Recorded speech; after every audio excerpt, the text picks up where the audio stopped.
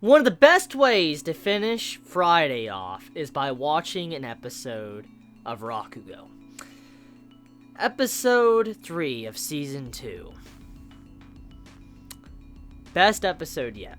Clearly best episode yet. After seeing Bon do his Rakugo a different style from normal, but on top of that, Yotaro figuring out what he wants to do, and what type of style of Rakugo he wants to use, and his determination to face his past, makes this clearly one of the best episodes of Season 2, but maybe even one of the best episodes of Rakugo in general. I really love seeing Yotaro facing the boss. He faces him, he stands up, and he's like, hey, you may be related to this child, his blood may flow through you, but I am his father. I will raise him, he is my child. Seeing Yotaro facing that man with no fear at all. Well, actually I take that back. He did have some fear, but the way he faced him, stood strong for the person he loved, but also for his child, I respect that. And Yotaro, I already liked you as a character, but just seeing that alone, just seeing how far he went for Konatsu and also the baby, makes me respect him, because it's not just his Rakugo I respect, but also I respect him as a person. Being able to do something like that takes a lot of determination. I mean, you gotta think about this, okay?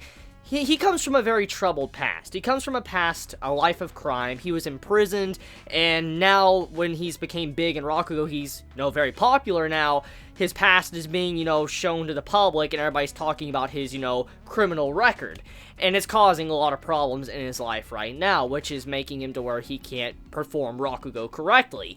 And amongst all of this, he's shown that he's trying to be a good father. He's trying to be a good husband.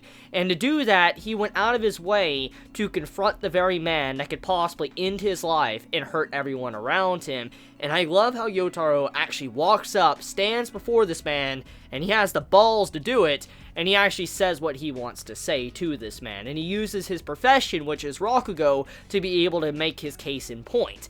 So, this episode clearly dived in more of Yotaro's character and allowed him to get some development. And like I said, one of the big things about this episode was him facing his past head on and not backing down. And I just love that. The way he continued to face at this mob boss, he continued to talk and speak his mind and what he wanted to say just to get his feelings and let the mob boss know, like, hey, this is going to be my child. You can't come back like months or years later and say, this is my kid. You can't do that shit. He's like, this is going to be my kid. I'm watching over the kid. I am his father.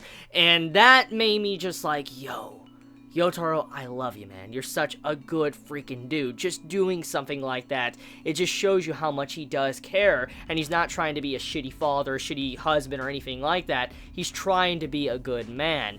And I feel like that's why the boss decided to just, let bygones be bygones. And he's like, fuck it, let, Yotaro watch over the kid. Is because he realized Yotaro was a good person. And when you really think about it, he was just thinking about, the people he loves, he cares about.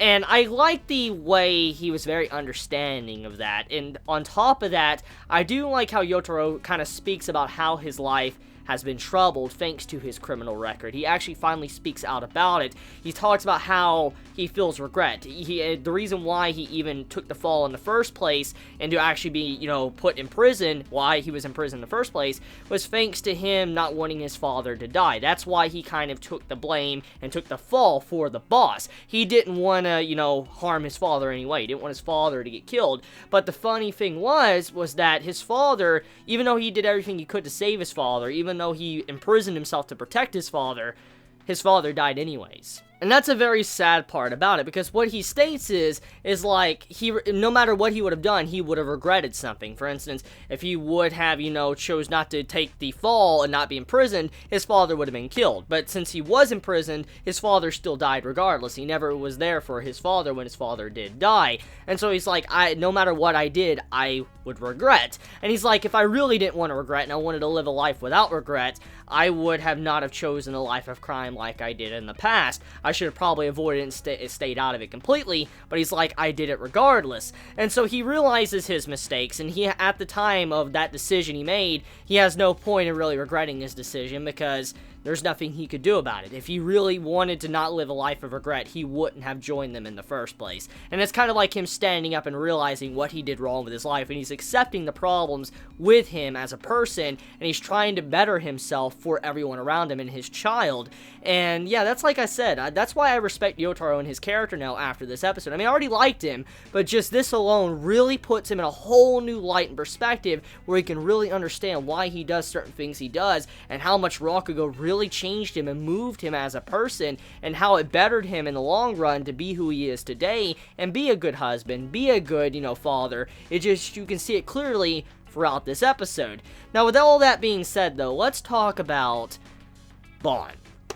So, Bon performs Rakugo, which, holy shit, that Rakugo is completely different compared to everything we have heard from him throughout Season 1 and Season 2. It's like a whole new person. That's exactly what that Rakugo was. Seeing Bon perform like that at the end of the episode was just like him completely out of character. Like, you're like, holy shit, this is not something he normally does. But the way he, presented it, it was a different style of Rakugo we never heard. And it wasn't necessarily bad, but it was just so out of character for him compared to what he's done in the past. And I was like, whoa, this is really cool. And seeing Yotaro, he's got very moved and emotional by it. He's like, my master's actually performing for me. He's doing Rakugo for me. He's telling me a story, something he normally wouldn't show to the public, something he would never want anyone to see. He's actually performing for me. And Yotaro was really moved by that, because that's something that Bon would never probably want to do to public at all. He would never want to perform that, because it's something he gave up a long time ago, and it's just out of his style. And so when he actually states that, but he still does it regardless to teach Yotaro, it shows you how much he cares about him now, how much he respects him, and how he's willing to just show his other sides that he's never really shown anyone. And that right there was a very good moment, and it's understandable why Yotaro got very emotional, why he was tearing up. It was just a sad thing. You're like, holy shit, Bon's really opening up to this man. He's opening up to his student. But the bigger thing about that entire scene was, if you look very closely while Bon is performing, you can see that his health is a big issue right now. We know he's getting up there in the years. We know for a fact. And by the opening song, we know clearly that Bon's probably not going to make it for the season. He's probably going to die. Before, Rakugo Season 2 is said and done, he's probably going to die. But before he does that, I feel like Yotaro is going to show him a new light, a new path. For instance, how Rakugo will change either for better or for the worst. Either way, Bon is probably going to get to see that before he dies. And you see clearly at that performance at the end of the episode that his health is declining. You see to where he grabs his chest and all that. You can see like he's, maybe his lungs, he doesn't have a good heart anymore, and maybe he has a lack of breath and all that, and he's holding his chest. Or you see the one scene where he's sweating quite a bit while he's doing it, which may be because he's just not used to performing this type of Rakugo. But you see that the way these key visual signs throughout, that entire performance is that he's not at, tip-top shape anymore. He's not. And I mean, that's to be expected, but at the same time, though, it just proves once again that his life is coming quicker and quicker to its conclusion.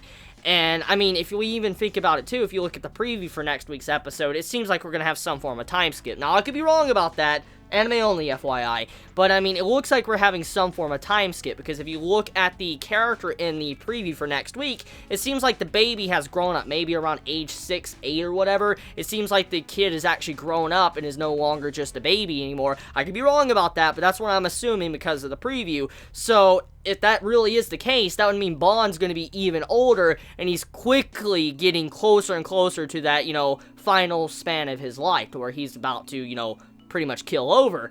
We'll see how it goes, though. I mean, overall, though, I feel like the episode of Rakugo this week was very emotional. It moved me, and just seeing how Yotaro was able to find out what he wants to do. He's going to be using rants as a form of Rakugo, and on top of that, the way he finally settled the matter with Konatsu and the child, and also faced his past, too. This is a good turning point for him, for his character, and as a person, to be able to constantly better himself and keep looking forward. And on top of that, I do love the relationship between Konatsu and also seeing Yotaro, the way they're working together, the way Konatsu is very supportive, the way she's not looking down on him and saying, like, you can continue doing Rakugo, I want to hear your Rakugo. Just seeing how supportive she is of him also shows a quite big, vast difference compared to the first season of Rakugo, how we saw romance and love and stuff, how some of them didn't really approve of Rakugo and felt like it was destroying the relationship. I like the difference between these two sets of, like, couples that we saw from the first season and now the second season.